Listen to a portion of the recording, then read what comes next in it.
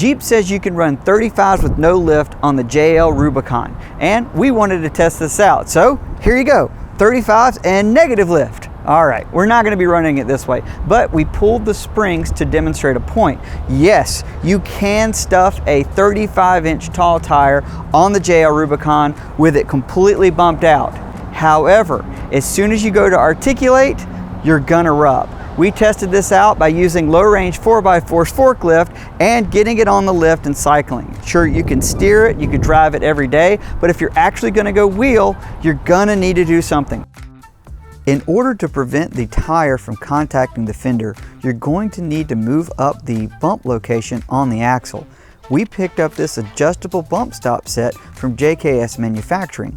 Included is a 3/4, 1.25 inch, and 2-inch spacer set.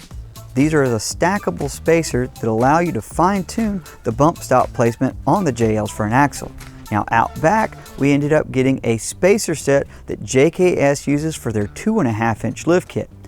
Both of these gave us 2 inches of additional bump over what we had from the factory. Once we had these installed, we pulled the Jeep back out and articulated it again. Now we have no trouble with any type of clearance and rubbing throughout. However, this is only part of the story. So now that we've had the bump stops in for a few weeks, we wanted to get a good idea of how it would ride off-road and how it would ride on-road. On-road, it's not a significant difference. You do notice that you get into the bump a little bit faster in the front. Out back, you don't feel it as much. Sure, hitting speed bumps, yeah, you're in it much quicker, but overall, it's not a huge difference. Off-road, however, even with the sway bar disconnected, you absolutely feel that you're in the bump much faster, and it just makes for a rougher ride. For running 35s and no lift with this bump stop configuration, it's just not great. It's why Mopar says, yes, you need a 2-inch lift. It isn't necessarily to lift it, it's to accommodate 2-inch bump stops so you actually have a little bit more up travel. The fenders are awesome. It does allow you to run a taller tire with no lift, but if you just want to go 35s and you really want to wheel this thing, you're gonna need to lift it and put the bumps in. Your only other solution, in our opinion, is to modify the inner fenders, whether you pull out the inner fender liners or go with a set of aftermarket flares. We were very happy with the Ridge Grappler that we had on here before, so we decided to go back with a Ridge Grappler, moving up tire sizes. This is a 35 by 1250 17, and we have it mounted on a 17 by 9 Highline Bronze VR 501 wheel from Venom Rex. And we really like this wheel because it's extremely light, but it's a flow forged casting, which makes it much stronger than a traditional cast aluminum wheel, and it doesn't quite have the big expense of a forged wheel.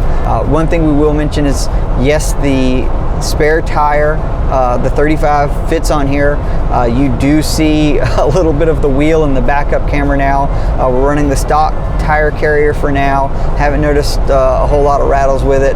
That being said, we already have another tire carrier and bumper system on the way, so we didn't really want to spend a lot of time outfitting this thing to make it work perfectly or extending the bumps out on it. So just keep that in mind.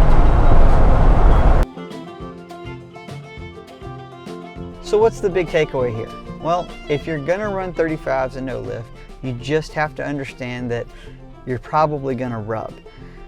How bad? It really depends on type of wheeling and how articulated you get off-road. With this bump stop configuration, it's not terrible, but we will say that it isn't ideal. You're losing a little bit of up travel, and we would say versus going with just a 2-inch lift kit, that's probably the route we would go if you're gonna be wheeling a lot. We've got a lot to do to this Jeep, and we've got some future mods that are probably going to take care of our little bit of a suspension issue. So be sure to check us out at drivingline.com and subscribe for more stuff that we got coming down the pipeline.